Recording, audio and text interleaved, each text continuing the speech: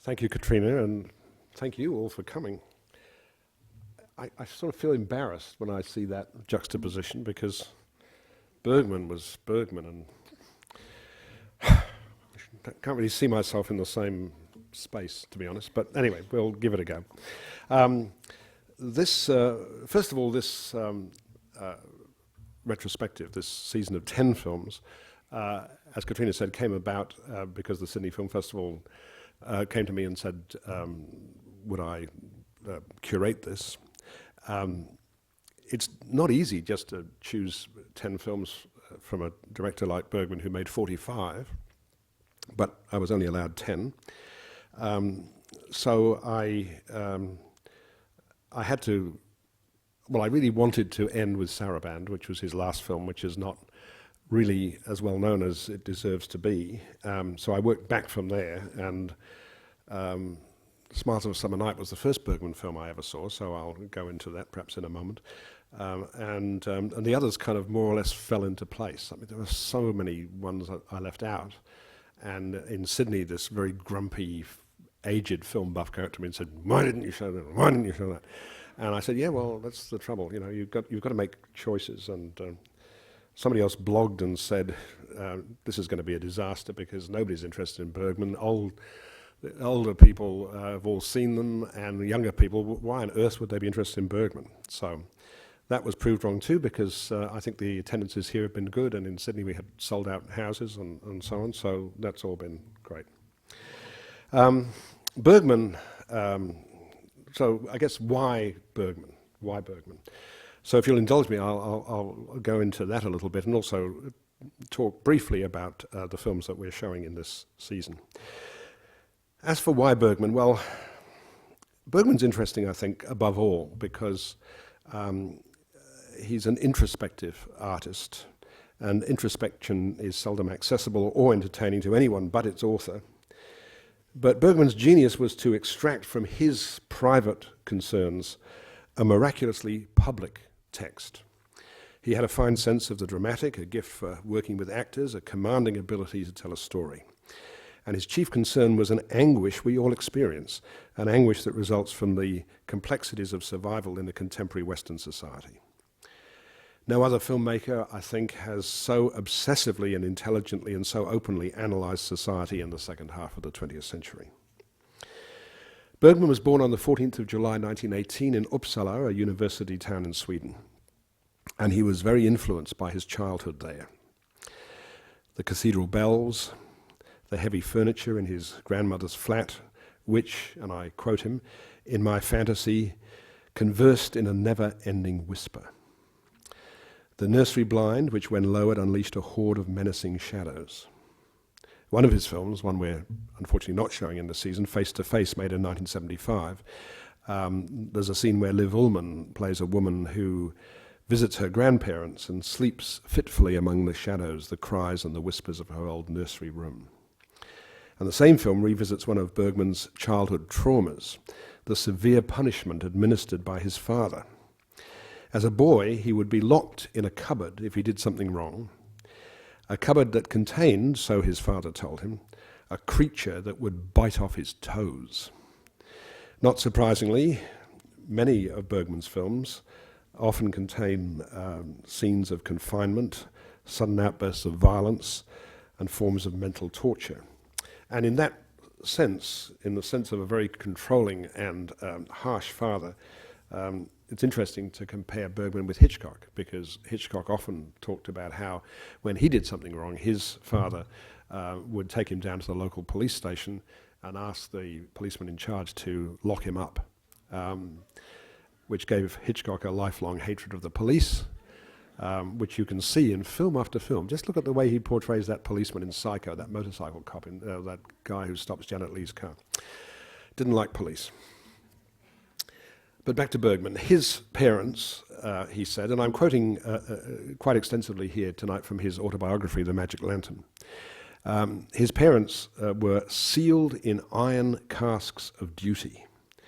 His mother ran a meticulous household for his father, who was a Lutheran pastor and at one time chaplain to the Royal Swedish Court.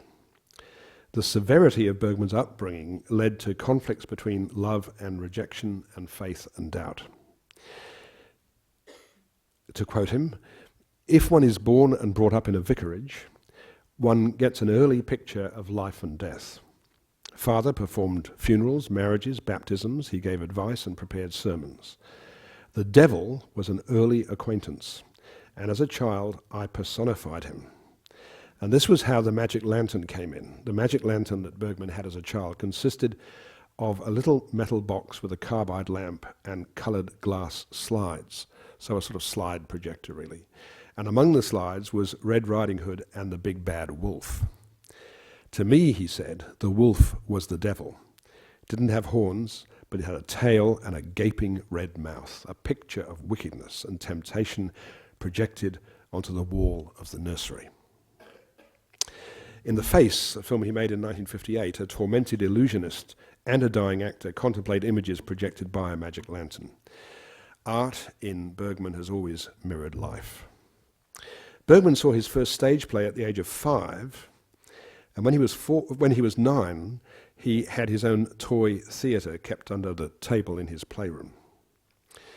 Later on, he studied art and literature at the University of Stockholm, and while there, he became involved in stage productions as an actor and as a director. After he graduated, he was accepted as a trainee director at a Stockholm theatre. During this period, he wrote a number of plays, novels, and short stories, none of them produced or published.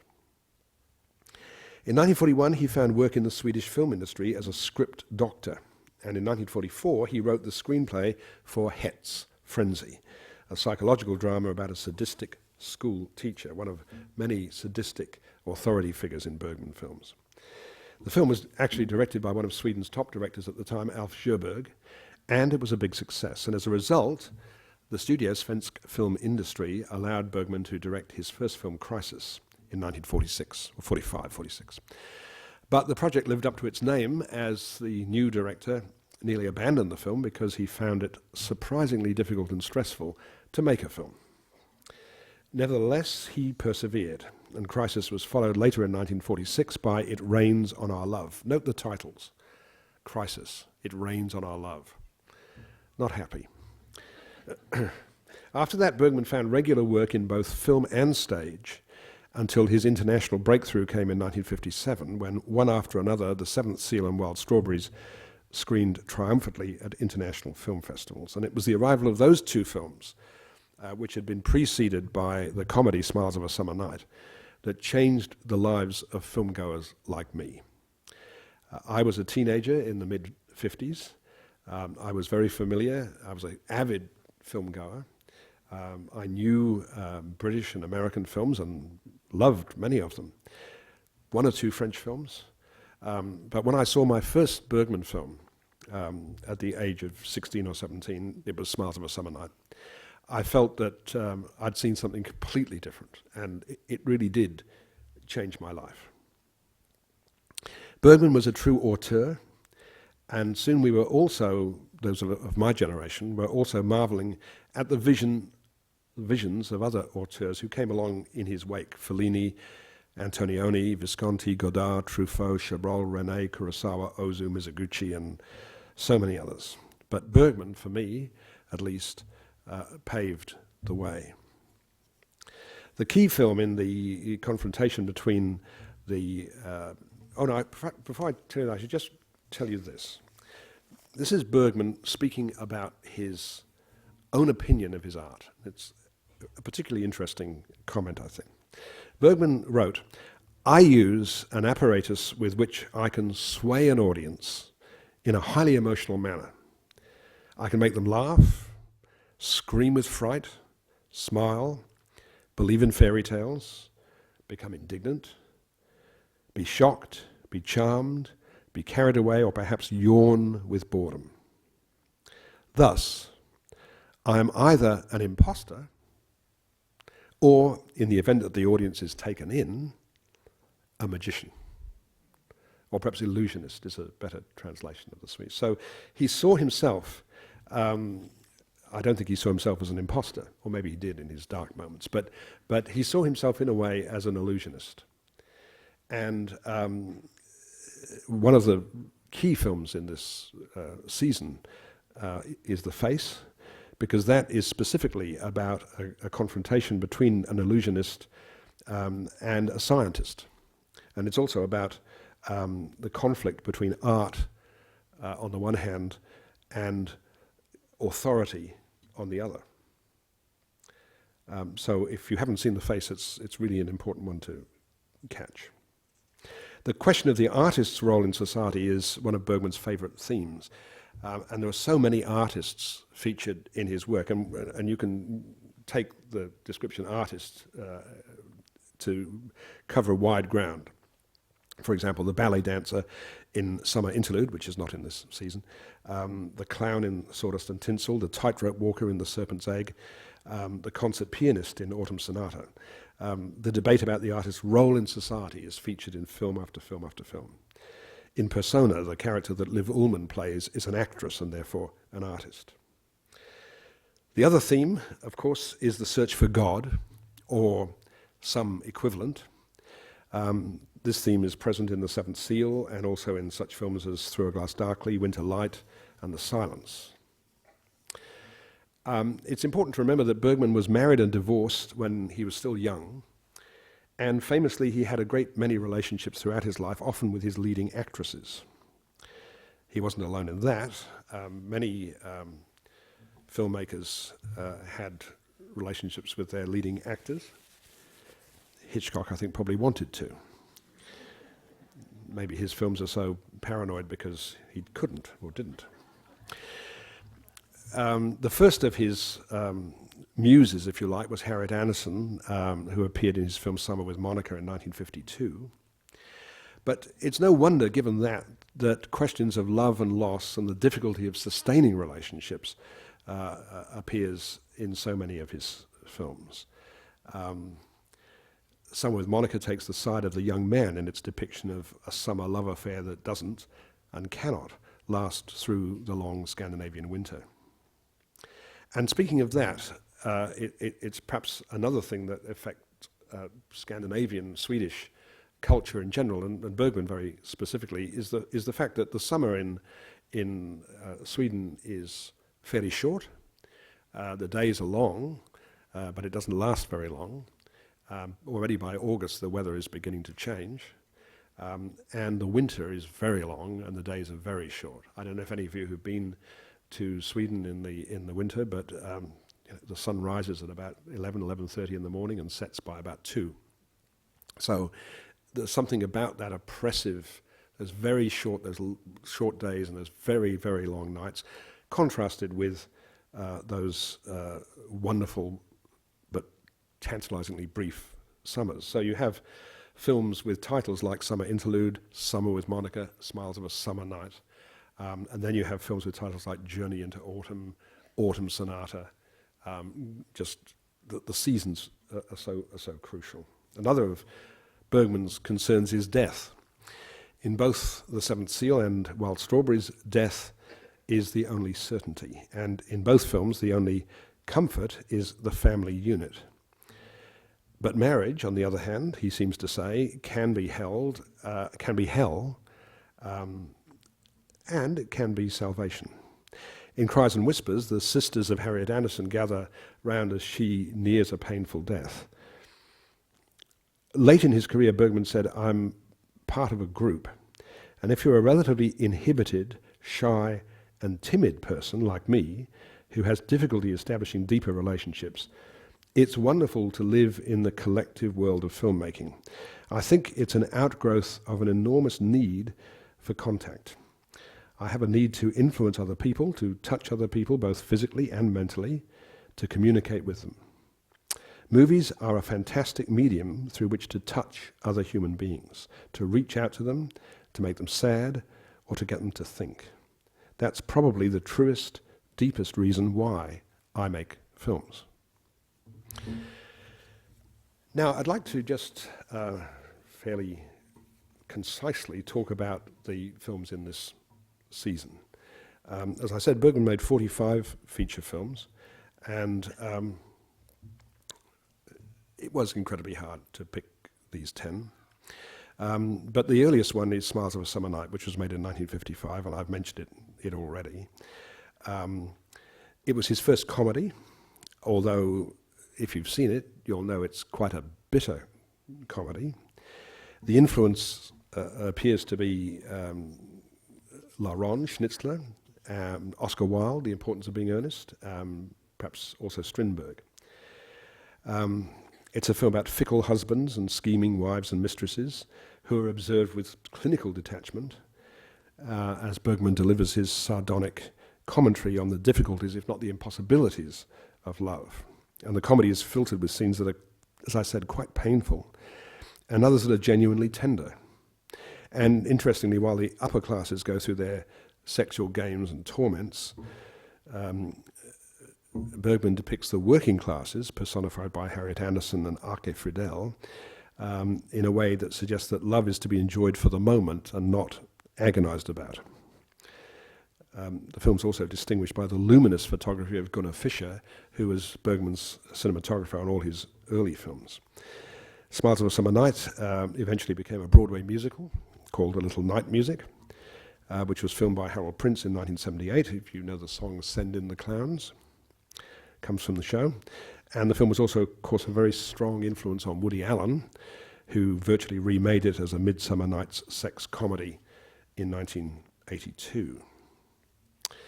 The Seventh Seal premiered at the Cannes Film Festival in 1957 and won the Special Jury Prize. The Seventh Seal is set in the 14th century, and it opens with a wonderful scene which we're going to look at now. I was asked if I wanted to show some clips, and I thought, well, that will perhaps slow things down a bit, but I couldn't resist one, and the one I want to show you is this famous opening scene, or practically the opening scene of The Seventh Seal. To set the picture, the film opens with the arrival on a bleak seashore of Antonius Block, a knight, played by Max von Sydow, and his squire, played by Gunnar Bjornstrand, who've returned from the Crusades to a poisoned landscape where death literally stalks the land. Let's just look at the opening sequence from The Seventh Seal. Well, of course, that very famous scene has been parodied over the years, but nevertheless it still has that amazing, chilly feeling that death is played by Bengt Eckert. By the way, I apologize straight, especially if anybody from the Swedish embassy is here, for my Swedish pronunciation, which is, I know, foul. But if I could just interpose an anecdote here. Swedish pronunciation is often not what you think it's going to be. I mean, Harriet Anderson is probably more correctly Harriet Andersson, and there's a very sort of lyrical ring to it. And there's a nice story where which I know I've told before, but Peter Weir told me the story, how when he went to Stockholm in the mid-70s to show Picnic at Hanging Rock, and he was doing a lot of publicity and so on. And on the last day, his publicist came to him and said, Mr. Weir, Mr. Bergman would like to meet you. And he said, well, I don't know any Mr. Bergman, and I'm sorry, I have a really busy schedule. So, and it was only later that he discovered that this was Mr. Ingmar Bergman, who wanted to meet him. So he was kicking himself about that. So my pronunciation is basic. But here again, there's some really interesting things about the Seventh Seal. There's this depiction of this landscape ravaged by plague and superstition, the inhabitants of this bleak world who react to their misery by persecuting other people, including so-called witches, and of course the whole journey of the knight and his squire as they travel across this awful landscape. The title comes from the Bible, from Revelations. When he opened the door of the seventh seal, there was silence in heaven for the space of half an hour. And Bergman often said that the film was inspired by the sinister medieval paintings depicting the dance of death that he saw in the churches where as a child he watched his father preaching. Originally he wrote the story as a play called Wood Painting, but it became, of course, his most famous and most influential film. Interestingly, again, we find artists involved. In this case, actors, a little family of strolling players. So they're actors, so they're artists. And they're explicitly a Christian unit as well, because the man is called Joff, which in English would be Joseph. The wife is Mia, which in English would be Mary, and they have a child, a little baby. So it's no accident at all that these innocents are also artists. And it's another film wonderfully photographed by Gunnar Fischer, who was evoking the pioneering days of Swedish silent cinema, the films of Stiller and Sjöström. In 1957, many contemporary critics evoked the looming horror of the hydrogen bomb in their reading of the film, and that may well be that Bergman intended, that he had some idea of a possible nuclear catastrophe in the back of his mind when he made the film. Now, until the beginning of the 1980s, the Berlin Film Festival was held in July. Today it's in February. But in those days it was July, and so it was only 2 months after The Seventh Seal premiered in Cannes and won the jury prize that Wild Strawberries premiered in Berlin and won the Golden Bear for Best Film. And that is quite an extraordinary, I think that's unprecedented probably in the history of cinema, that two really great films by the same director win awards at two major international festivals consecutively. And no doubt that after that, Bergman's international reputation was made. But of course, the two films are very different, because while The Seventh Seal unfolds on what seems like a fairly grand scale, Wild Strawberries is an intimate drama, a character study. But as in The Seventh Seal, death hovers over the film. The old man in the film, the old man who's making this journey, he's a distinguished academic who's traveling to a university to receive an honorary degree, being driven there by his daughter-in-law, played by Ingrid Thulin. This man is very old, and he knows that his life is coming to an end. And in fact, the actor who plays him died very soon after the film was completed, a matter of weeks after the film was completed. And that actor who plays the old man was Victor Sjöström. And Sjöström was one of the great actor-directors whose pioneering work in Swedish silent cinema in the teens of the 20th century was of profound international importance. His films like The Outlaw and His Wife are landmarks in silent cinema, and in these he acted as well as directed.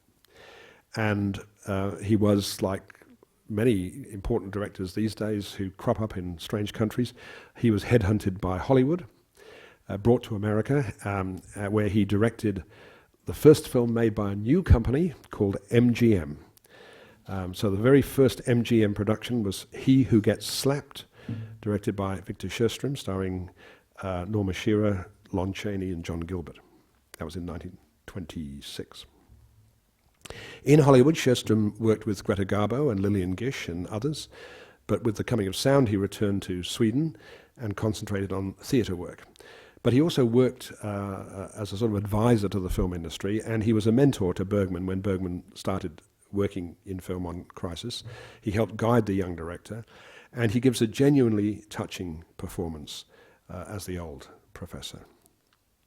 Interestingly, Bergman was often accused of posing questions without offering answers. Critics of the time raised this more than once. I think he would have responded that sometimes there are no answers to the questions that he seeks to pose. So the next film chronologically in this season is The Face, which is, as already referred to, one of his most interesting films, because it deals with the role of the artist, it deals with so many of the themes that obsessed him. It's set in the mid-19th century. Again, Max von Sydow plays a mesmerist and magician traveling through the Swedish countryside, and Gunnar Bjornstrand plays a scientist, a medical officer who quizzes him. The question is, the authorities want to know, is he genuine or is he a charlatan? And So here Bergman's exploring the conflict between art and science, but also between art and officialdom, because he'd had his run-ins with officialdom in the past. And it was also thought that the face is an ironic commentary on the critics, who used and still use sometimes excessive zeal to explore the signs and meanings in his cinema, which he sometimes found strange. Vogler in the film, the Max von Sydow character, is actually a man with two faces, and again, that's a sort of the two-faced theme appears also in Persona, if you've seen, as you'll know that. And this is also notable, the face, for being the first major, being the film with the first major role by Erland Josephson, who would play an important role in many of Bergman's future films, including his last film. So given that the face deals so importantly with the face and the theme of the two-faced protagonist, it's a shame that many people never saw the film with its correct title, because the film in Swedish is called Ansiktet, which means the face, but the American distributor, for reasons known only to American distributors, retitled it The Magician, and it's often known by that title, but it's wrong, it's incorrect, and it's misleading. It's the face. Like The Seventh Seal, The Virgin Spring is set in Sweden in the 14th century, and but this time was inspired by an ancient legend and ballad. This is a film in which Max von Sydow plays a landowner devoted to his daughter, maybe too devoted to his daughter, and about how when she's sent on a mission to light candles for the Holy Virgin in a church located on the other side of a dark forest, terrible things happen with equally terrible ramifications. So Bergman was always fascinated by religion and its importance in Swedish society, and here he presents a struggle that takes place between a godlike character and the devil, or Odin. Or you could read it in Freudian terms so that the unnatural incestuous love between the father and daughter takes center stage. But more than most Bergman films, The Virgin Spring is filled with symbolism, very interesting symbols. Bergman at the time said, this is sort of interesting because you think of a director like Bergman of being so idiosyncratic and so personal, and he is, of course. But he said at the time that he made this film under the influence of the Japanese director Akira Kurosawa, and particularly of his film Rashomon. And I think if you know Rashomon and you see The Virgin Spring, you can see the sort of connections. And it's also very interesting that The Virgin Spring was the first of Bergman's major films not photographed by Gunnar Fischer. Fischer, who'd photographed The Seventh Seal, Wild Strawberries, The Face, Smiles of a Summer Night, and others, was Bergman's closest collaborator on the visual look of the films. But when Bergman was about to start The Virgin Spring, he found that Fischer had committed to work on another film and wasn't available. So Bergman worked for the first time on this film with Sven Nykvist. And he enjoyed the experience so much that he never worked with Gunnar Fischer again.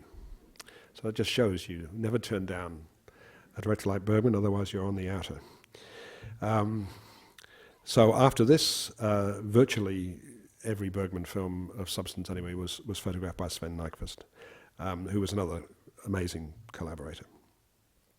Some people saw The Virgin Spring at the time as a horror film, and in many countries, including here in Australia, it was censored.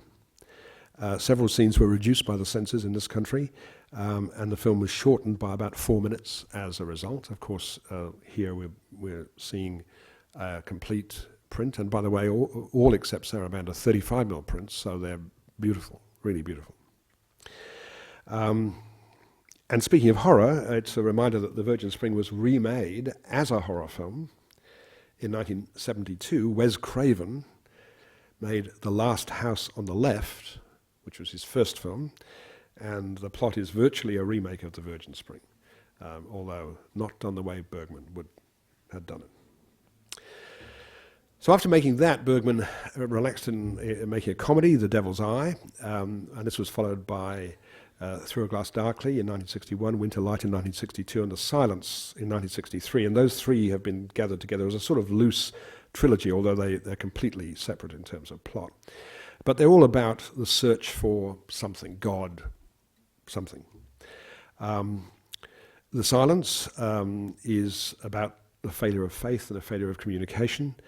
It's set in an unnamed, non-specific country. It seems to be a country located in Eastern Europe, so probably at that time under communist rule. Ingrid Thulin and Gunnar Lindblom play sisters called Esther and Anna, who've been travelling abroad with Anna's 10-year-old son, and they're returning home and they're forced to stop because of Esther's illness, and they stay in an empty and rather sinister hotel. The silence of the title refers to the silence of God.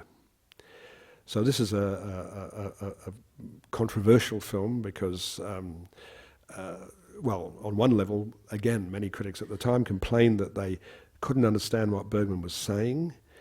And it's true that what he's saying isn't always easy. You have to really work at this one a bit. But nevertheless, it's an extraordinary film. But the other debate, of course, was censorship. It was seen as Bergman's most explicit film, and some scenes were abridged, again, here in Australia. And again, the film lost about 4 minutes in its original release.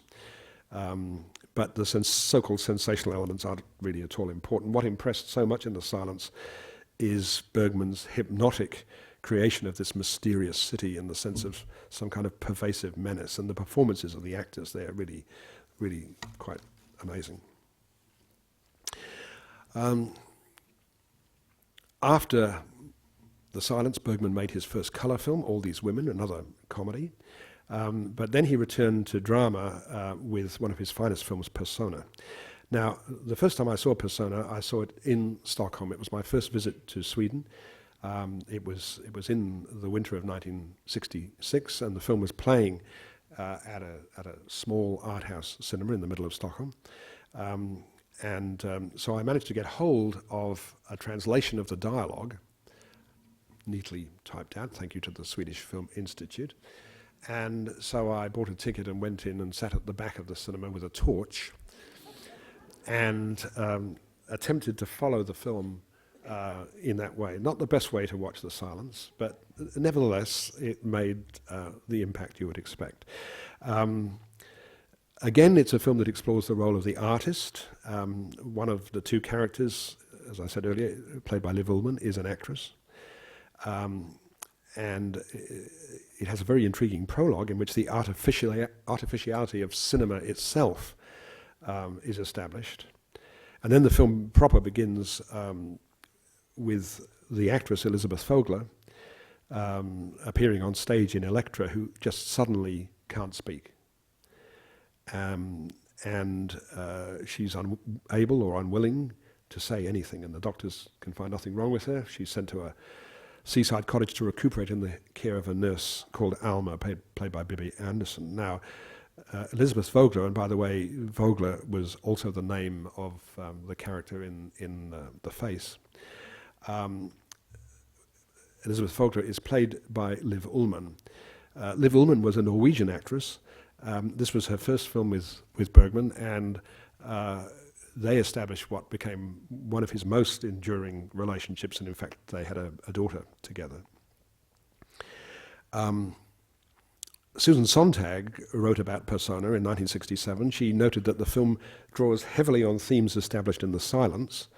The principal characters in both films are two women bound together in a passionate, agonized relationship, one of them the mother of a drastically neglected small boy. Both films take up the themes of the scandal of the erotic, the polarities of violence and powerlessness, reason and unreason, language and silence, the intelligible and the unintelligible.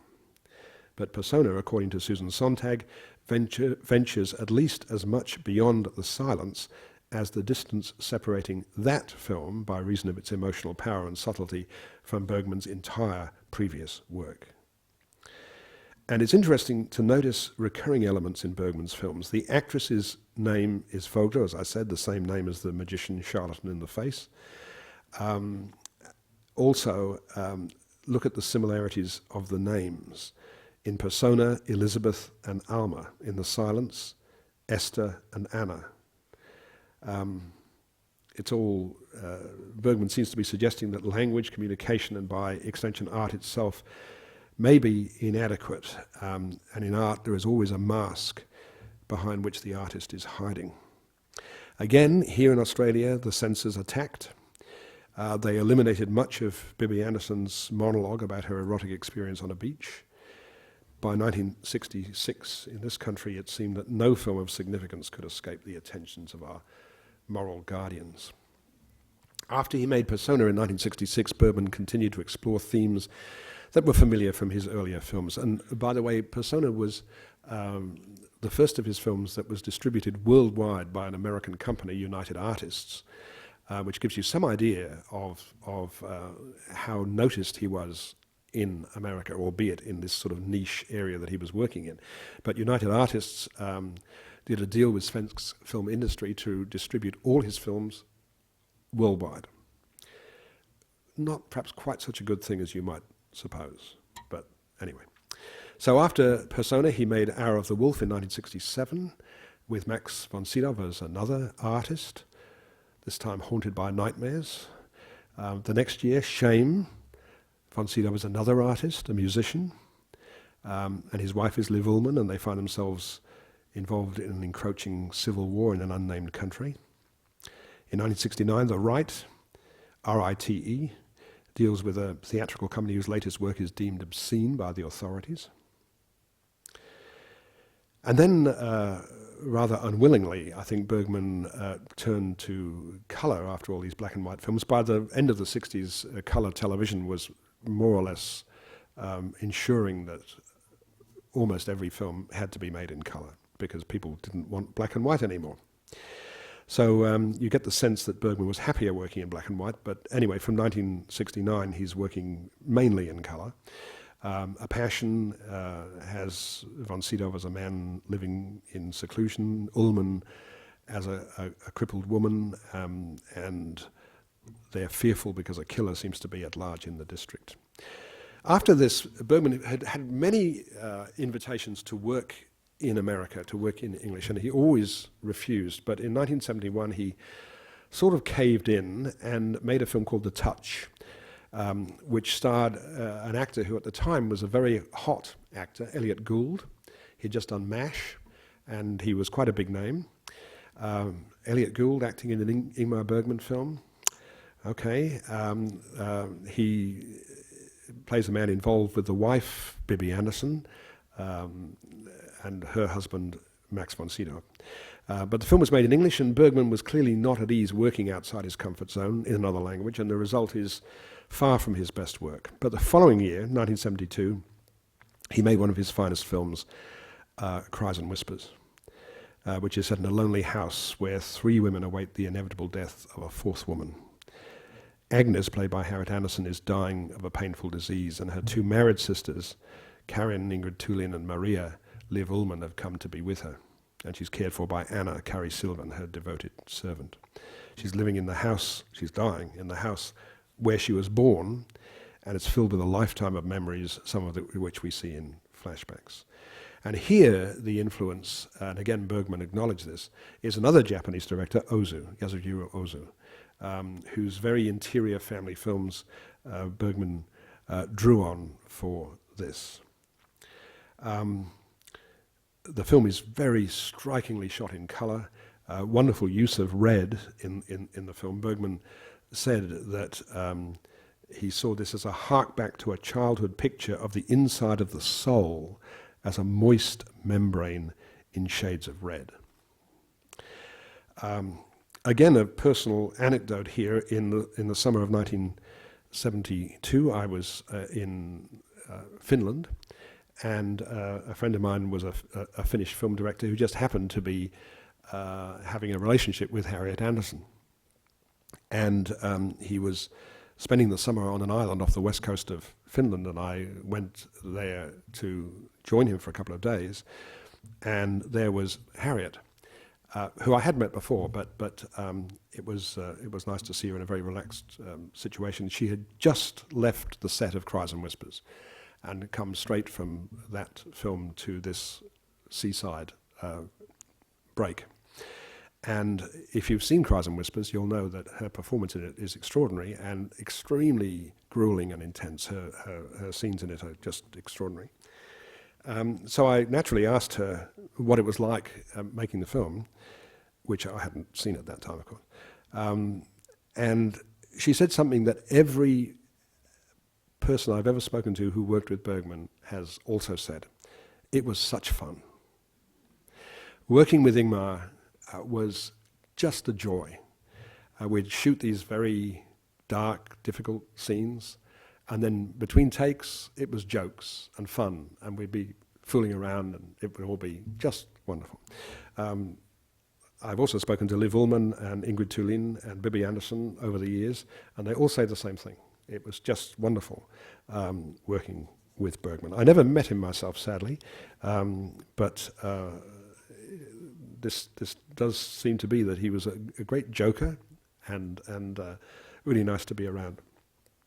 I mentioned official censorship of his films, but I heard a disturbing story when we showed Cries and Whispers in Sydney. A friend of mine worked as an usher in a cinema in Washington when Cries and Whispers opened, and apparently after the first few screenings, the manager of the cinema started getting complaints from some people in the audience about one particular moment in the film, which was a little bit intense. And so he instructed the projectionist to cut it.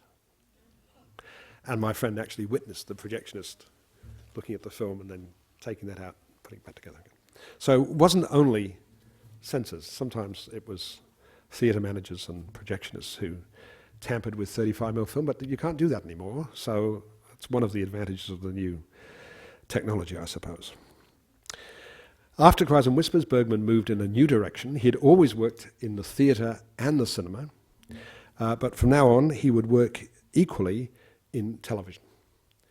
And in 1973 he made Scenes from a Marriage, a 6-part series for Swedish television, which he later edited down from 5 hours, which is what it was on television, to 168 minutes for a cinema version. This is a film in which Liv Ullmann plays a wife who discovers her husband, Erland Josephson, is having an affair with another woman played by Bibi Andersson. A fairly straightforward, familiar story, but given extraordinary depth and feeling in the way Bergman handled it. He next attempted something even more different. He filmed his favourite opera, Mozart's The Magic Flute, in 1975. And the same year he made Face to Face, another television series, this time in 4 parts, and that was edited into a 2.25-hour feature. It was while he was rehearsing a play for the National Theatre in Stockholm in 1976 that representatives of the tax department interrupted the rehearsal to charge him with tax evasion. Bergman, from what I know of him, was one of these people, and I think there are many of us, I think I include myself at least in this, being a bit vague about money. And you know, you listen to what your accountant says, and if your accountant says, you say, I don't want to know all the details because I don't understand it. And Bergman, I think, was a bit like that too. So he thought his tax affairs were all in order, and he was humiliated when these officials came actually onto the stage of the National Theatre while he was in rehearsal with his actors and charged him with tax evasion. So this led to a big disruption. He left Sweden. He went into voluntary exile. He made his next film, The Serpent's Egg, in Munich, and that was also made in English, and like The Touch, it's one of his lesser films. After that, the Norwegian Film Institute contacted him and offered to build him a film studio outside Oslo for him if he would come and make a film in Norway. So the result of that was Autumn Sonata, which he made in Norway as a Norwegian film. And that starred Ingrid Bergman, who was no relation, but of course who was the famous Swedish actress who went to Hollywood and appeared in Casablanca and all those wonderful films, and then who had an affair with Roberta Rossellini and was a big scandal and so forth and so on. So it's the only time he worked with her, and Liv Ullmann playing her daughter, again, pianist, artist, again. Back to Germany, he made From the Life of Marionettes in Munich in 1980. But eventually his problems with the Swedish tax office were solved, and in 1982 he returned to Sweden after an absence of 6 years to make what he said at the time would be his last film, Fanny and Alexander. And again, this was made simultaneously for television and the cinema, and it's by far his most optimistic film. It's also by far his longest. The cinema version runs for 3 hours and 8 minutes. He drew on memories from his early childhood. It's the story of the Ekdahl family as they gather together to celebrate Christmas in a provincial house around the turn of the 20th century. And Bergman combines comedy with a little tragedy, romance and fantasy in the story of a little boy modelled after himself. It really is the most beautiful evocation of childhood and of a safe, predictable world where the outside world is hardly intruded. And again, Sven Nykvist's colour camera work is exceptional, and the film won the Oscar for Best Foreign Film in 1983.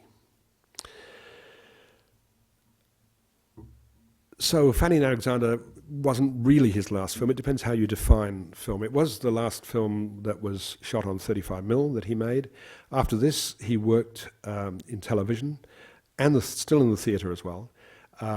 He made 3 more feature films for television, the last of which was Sarabande, which is the final film in this season, and the only one that's not on 35mm because it was never made on 35mm. So Sarabande, his final work, is a sequel to Scenes from a Marriage.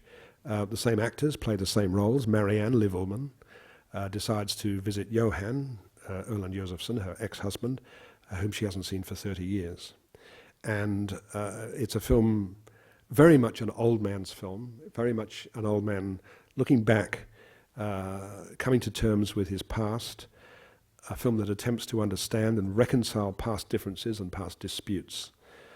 And although it's shot on video, it looks austerely beautiful. The style is minimalist, very formal, and I think it is, as I said at the beginning, this was a film I really wanted to include in this season because it's not as well known as the others, and it's such a perfect summation of this great director's work. There seems no doubt that Bergman, who died in 2007 on Faro, the island in the Swedish archipelago where he'd lived in comparative isolation for several years, there's no doubt that he knew that Sarabande would be his final statement. And that's my final statement, I think. Getting a bit hoarse here, so I'd like to thank you for your attention, and I hope if you can go to see some of these extraordinary films, that what I've said this evening will give you a little bit more insight into what they're really all about. Thank you.